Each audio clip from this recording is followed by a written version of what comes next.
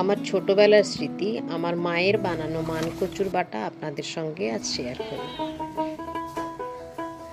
ঘরে থাকা সামান্য কয়েকটি উপকরণ দিয়ে মানকচু বাটাটি বানিয়ে নেব। নারকেল, কাঁচা লঙ্কা আর সর্ষে গুঁড়ো দিয়ে মিক্সিতে জল ছাড়া বেটে নিলাম।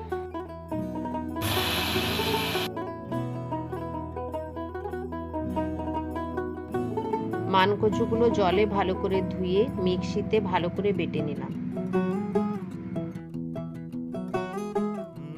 এরপর মানকচু বাটাগুলো একটা পরিষ্কার কাপড়ে নিয়ে ভালোভাবে নিংড়ে নেব।